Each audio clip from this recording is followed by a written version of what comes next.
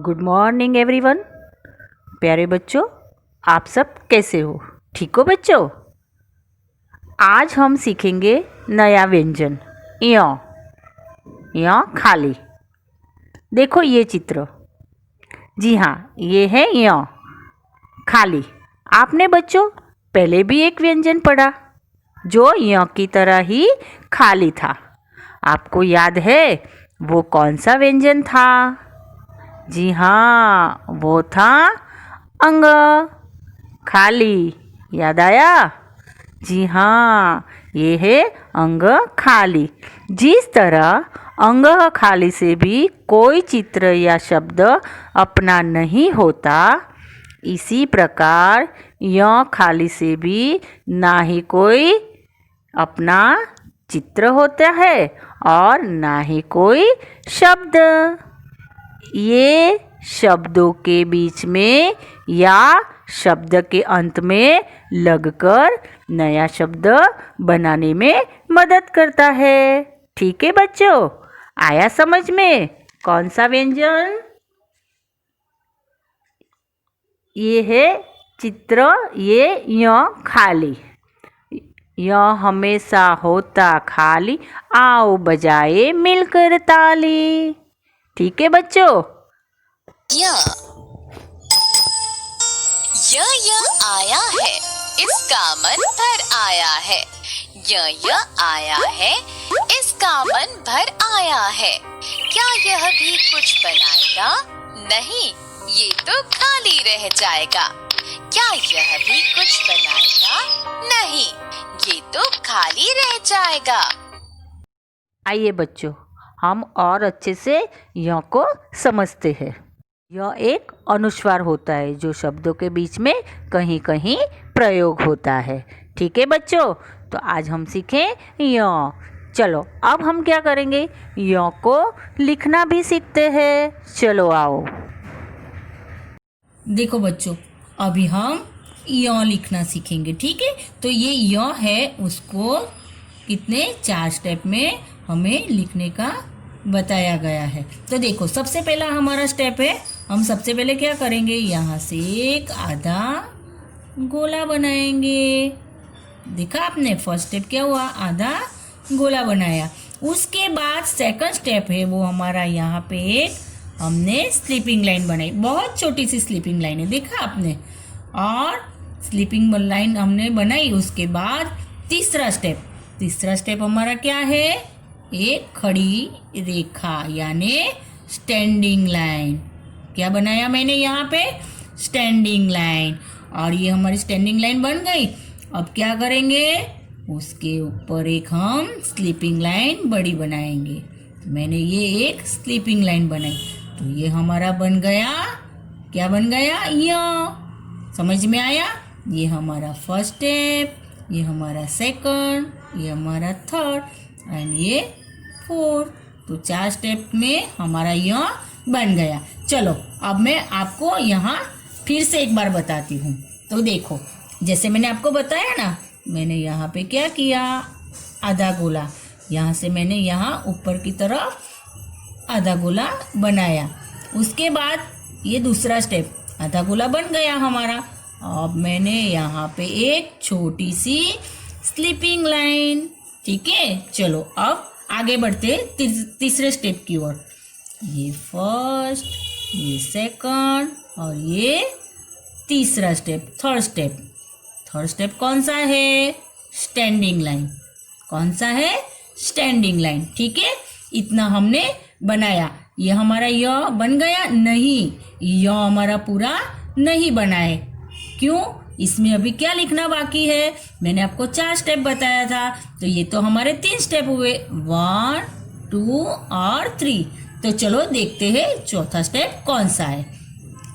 First, second, third और ऊपर मैंने किया स्लीपिंग लाइन, तो ये था हमारा चौथा स्टेप। अब हमारा यह पूरी तरह से बन गया। देखा आपने, ये पूरा यह बन गया। देखो फिर से एक बार मैं लिख के बताती हूँ आप।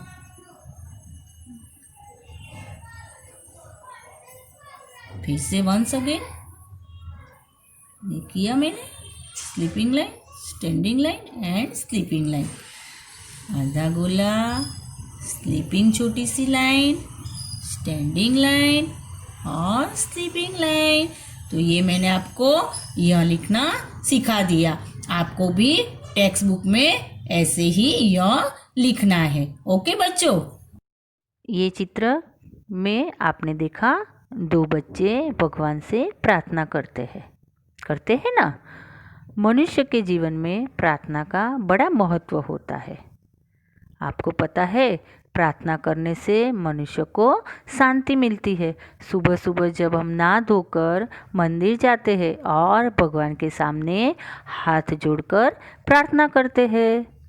मनुष्य यदि सुबह उठकर भगवान के सामने हाथ जोड़कर प्रार्थना करे तो उससे एक शक्ति प्राप्त होती है। ठीक है बच्चों। और दूसरी बात ये है कि आप क्या हो? आपको पता है आप क्या हो? आप एक छोटे से बच्चे हो और साथ साथ में आप एक विद्यार्थी भी हो ना। तो आपको पता है विद्यार्थी के जीवन में भी प्रार्थना का बहुत महत्व होता है। जब आप नियमों को फॉलो करके प्रार्थना में शामिल होते हो ना, तब विद्यार्थी के मन बुद्धि का विकास होता है। जब विद्यार्थी की बुद्धि का विकास होता है तब वह सफलता के रास्ते पर निरंतर यानी कंटिन्यू चलता रहता है। विद्यार्थी जीवन में जो हम सीखते हैं वही हमारे जीवन में आने वाले समय में हम उपयोग में लाते हैं, जिससे हमको सफलता प्राप्त होती है। आप अभी जो स्कूल में पढ़ते हो ना, तो ये सब आप आगे बड़े हो जाओगे ना, तब क्या होगा, आपको सफलता प्राप्त होगी। ठीक है। इसीलिए सभी विद्यार्थियों को स्कूल में क्या करते हैं, स्कूलों में प्रार्थना कराते हैं।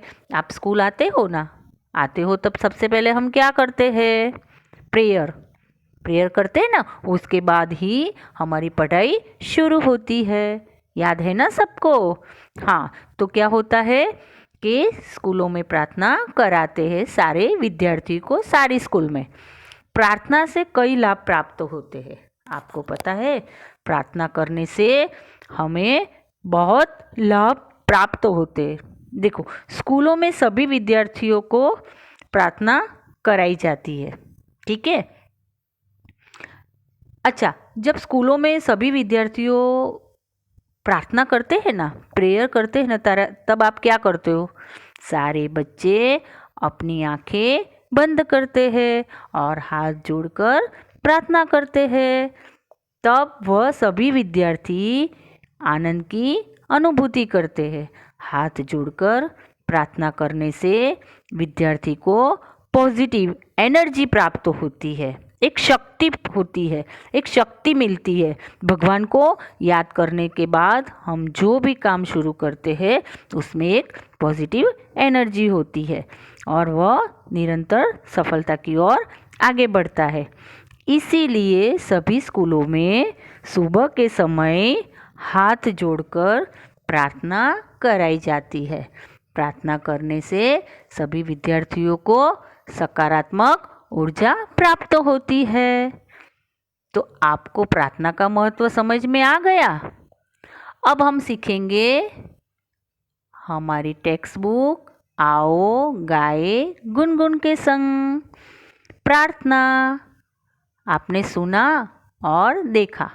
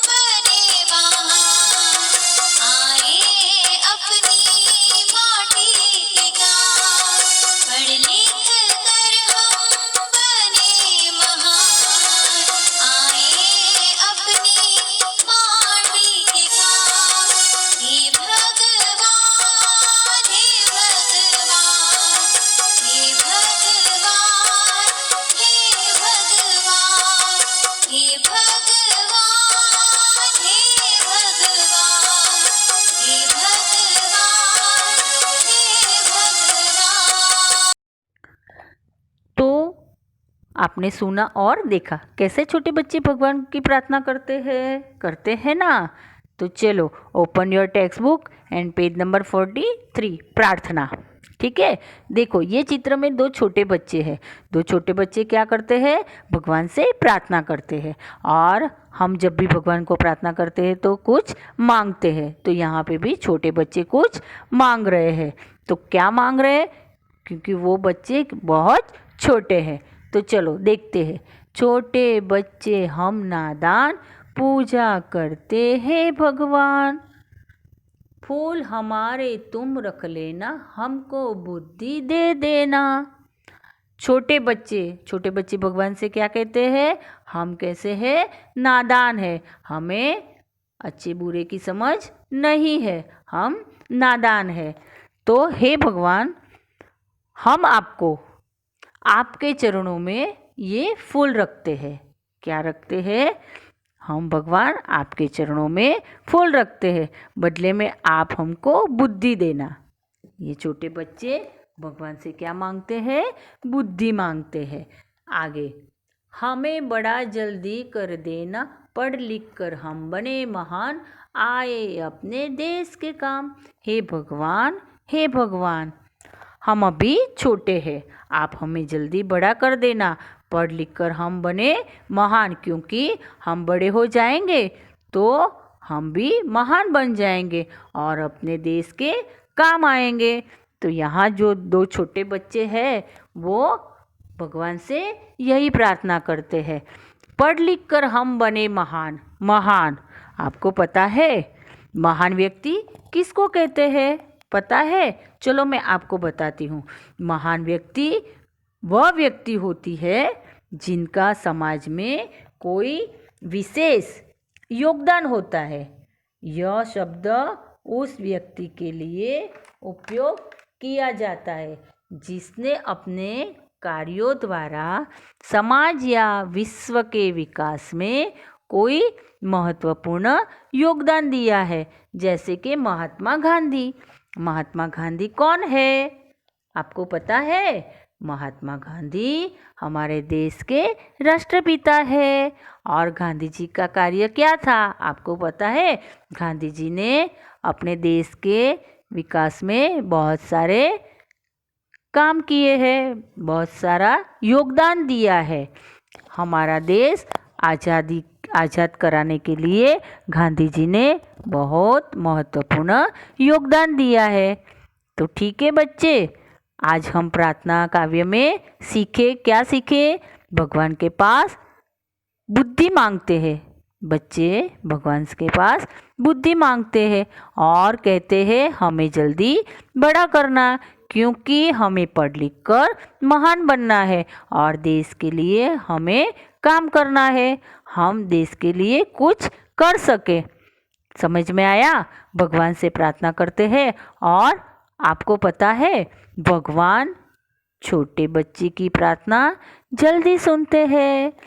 क्यों सुनते हैं पता है? क्योंकि छोटे बच्चे नादान होते हैं, छोटे बच्चे मन के सच्चे होते हैं।